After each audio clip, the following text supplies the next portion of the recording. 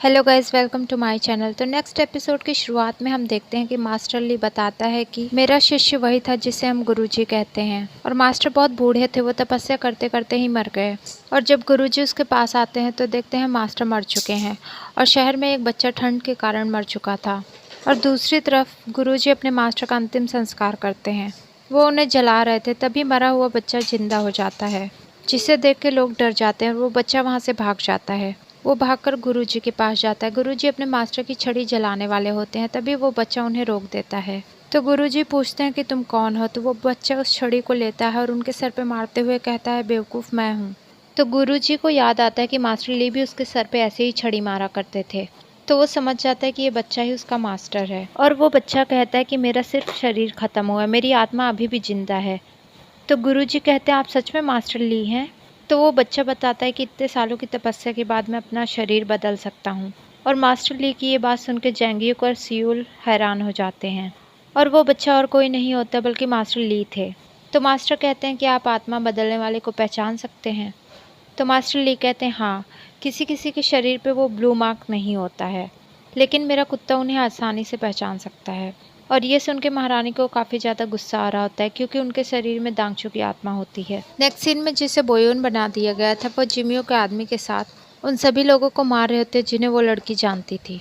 तो वो लड़की सियोल के बारे में सोचती है कि उसने भी तो उसे देखा है, लेकिन जिमियो के आदमी को सियोल के बारे में वो कुछ नहीं बताती है।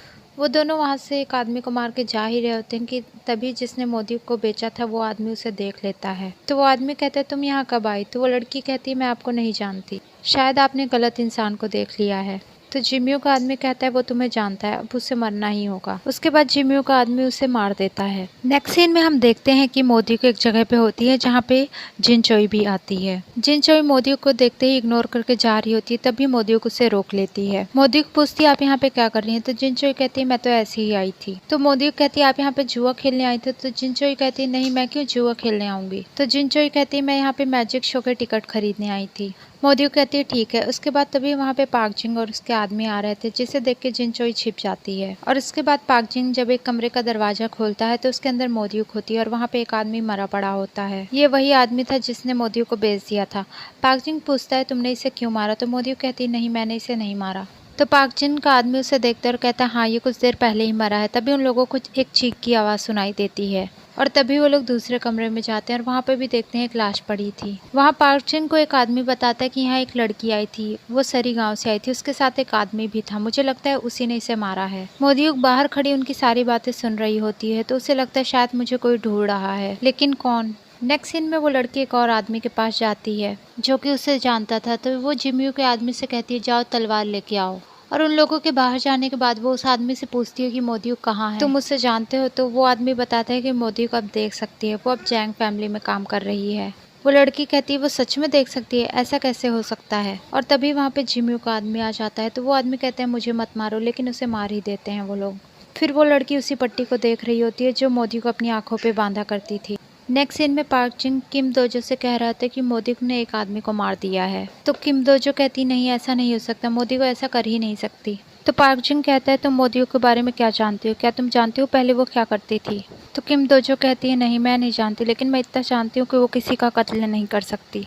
तो पार्क जिंग कहता है, जिस आदमी की मौत हुई है, सुबह मैंने उससे मोदी के पास्ट के बारे में पूछा था और अब उस आदमी की मौत हो चुकी है, तो ज़रूर उसे मोदियुक ने ही मारा है। अगले सीन में मोदियुक जोयल से पूछती है उस लड़की के बारे में। तो जोयल कहती है, मैं उस लड़की को नहीं जानती, मुझे तो लगता है वो तुम्हें नुकसान पहुंचाना चाहती है। और वो दोनों रास्ते में उसी आदमी की लाश देखते हैं जिन्हें जिमियो का आदमी और वो लड़की मार के गए थे। अगले सीन में मास्टर ली कहते हैं कि जिसने आत्मा बदली है वो इसी महल में है।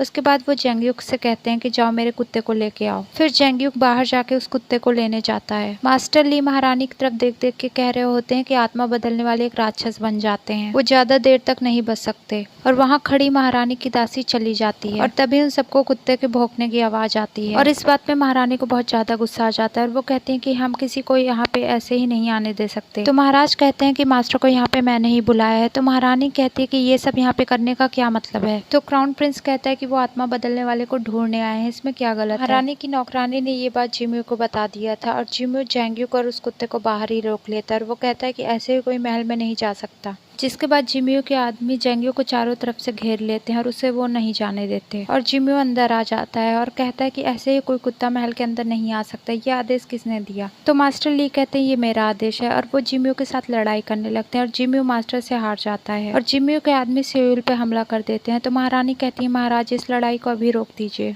यही अच्छा होगा। उसके बाद महाराज इस लड़ाई को खत्म करने का आदेश देते हैं और बाहर खड़े जिमियो के आदमी भी जेंग्यो के साथ लड़ाई बंद कर देते हैं। इसके बाद महाराज मास्टर ली से मदद मांगते हैं। तो मास्टर ली कहते हैं मैं बस इतना ही बता सकता हूँ कि ये सब बर्फ के पत्थरों की मदद से होता है। जिसके पास बर्फ के पत्थर है वही अपनी आत्मा बदल रहा है और इन सबको वही कंट्रोल कर सकता है जो कि महाराज की तारों की शक्तियों से पैदा हुआ हो। उसी के पास इतनी शक्ति है कि वो इन सबको रोक सकता है। तो महाराज कहते हैं ये सब आपको बताने के लिए बहुत बहुत शुक्रिया, शायद हमारी मदद हो जाएगी। और महारानी इस बात से बहुत गुस्से में होती है। उसके बाद मास्टर ली बाहर आ जाते हैं। उसके बाद क्राउन प्रिंस का सैनिक आता है जो कहता है कि आपको क्राउन प्रिंस ने बुलाया। उसके बाद मास्टर ली उस सैनिक के साथ चले जाते हैं। नेक्स्ट सीन में क्राउन प्रिंस कहते हैं कि हमें उसे ढूंढना चाहिए जो आत्मा बदल के लोगों को मार रहा है। मैंने अफवाहें सुनी है कि ये सब नाक्सू कर रही है, वो अभी भी जिंदा है, उसने अपनी आत्मा बदल लिया था। तो मास्टर ली कहते हैं कि आपको सच में लगता है कि ये सब नाक्सू कर रही है। अगले सीन में मोदीक छिपकर किम दोजो से मिलने आती है। किम दोजो उसे देख के डर जाती है तो मोदीक उससे छुप रहने को कहती है और मोदीक कहती है कि आपको सच में लगता है कि मैं किसी को मार सकती हूँ। तो किम दोजो कहती है नहीं मुझे नहीं लगता, लेकिन तुम सच बताओ क्या तुमने सच में उसे मारा है। तो मोदीक कहती है नहीं मैंने उसे नहीं मारा, लेकिन कोई है जो सबको मार रहा है। तो किम दोजो कहती है क्या तुम मोदीक हमसे कुछ छिपा रही हो, कुछ है बताने को, क्या जेंग्यो के बारे में कोई बात है। तो मोदीक उसे कोई जवाब नहीं देती है। तो किम दोजो कहती है अगर ऐसा सच में कुछ है तो तुम्हें यहाँ से भाग जाना चाहिए, नहीं तुम जल्द ही पकड़ी जाओगी। तो मोदीक कहती है नहीं मैं कहीं नहीं जाऊंगी, हमें जिन फैमिली की मदद लेनी चाहिए। तो किम दोजो कहती है तुम्हें लगता है वो हमारी मदद करेंगे। उसके बाद मोदीक वहाँ से जाने लगती है। तभी वहाँ पे वो लड़की आ जाती है। वो लड़की अंधी होने का दिखावा करती है और वो मोदीक से पूछती है क्या ये जेंग्यो का ही घर है। तो मोदीक कहती है हाँ यही है।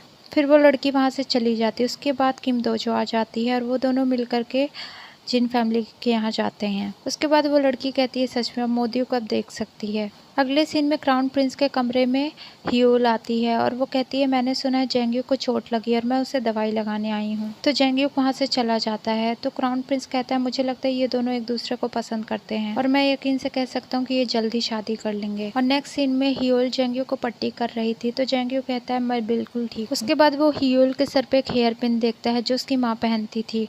वो उसे बड़े ध्यान से देखने लगता है। वो कहता है कि ये बहुत सुंदर है, ऐसी क्लिप मेरी माँ भी पहना करती थी। उन दोनों को पाक डेंग और सियोल देखते हैं। तो पाक डेंग कहता है क्राउन प्रिंस अच्छी कह रहा था कि ये दोनों जल्दी शादी कर लेंगे। फिर वो सियोल को चिढ़ाने लगता है और कहता है अब तुम कब शादी करोगे। और इधर जिनचोई बहुत खुश होती है और वो अपने बच्चे से कह रही होती है कि अब बहुत जल्द मैं और पाक डेंग मैजिक शो देखने जाएंगे। और तभी वहाँ पे मोदीक आ जाती है और वो कहती है तुम मेरी मदद करोगी। तो जिनचोई मना कर देती है। तो जिनचोई कहती है मैं तुम्हारी मदद क्यों करूँ। तो मोदीक कहती है प्लीज अब मुझे तुमसे ही उम्मीद है। तो जिनचोई से फिर से मना कर देती है। तो मोदीक कहती है ठीक है मैं तुम्हारी माँ को बता दूंगी कि तुम और पाक डेंग मैजिक शो देखने जाने वाले हो। तो जिनचोई कहती है ऐसा मत करना, मैं तुम्हारी मदद करूंगी। तो जिनचोई उसे अपनी बड़ी बहन के कमरे में ले जाती है और कहती है तुम यहीं रुको मैं अभी आ रही हूँ। तो मोदीक वहाँ पे बोयोन की तस्वीर देखने लगती है और वहाँ पे रखी पट्टी भी देखने लगती है और तभी उसके सर में दर्द होने लगता है। उसके बाद जिनचोई अपनी माँ के पास जाती है। किम दोजो इसे एक वास देती है। उसके बाद जिनचोई की माँ उस वास को लेके जा रही होती है। तो जिनचोई पूछती है क्या आप बोयोन के कमरे में जा रही हैं। तो जिनचोई की माँ कहती है हाँ। उसके बाद जिनचोई डर जाती है क्योंकि वहाँ पे तो मोदीक थी। उसके बाद जिनचोई की माँ जब कमरे में जाती है तो देखती है कि मोदीक ने अपने आंखों पे वही पट्टी बांध रखी थी जो उसकी बेटी बांधती थी। जिनचोई की माँ को बहुत गुस्सा आता है और वो मोदीक को एक थप्पड़ लगाती है। तो किम दोजो कहती है इसे माफ कर दीजिए, ये गलती से यहाँ पे आ गई थी। अगले सीन में हमें जिनचोई के पिता को दिखाया जाता है जो कि जिमियो के साथ मिला हुआ था। वो जिनचोई का डीएनए लेके आता है जो कि जिमियो को दे देता है। जिमियो उस डीएनए को उस लड़की के हाथ पे रखता है और वो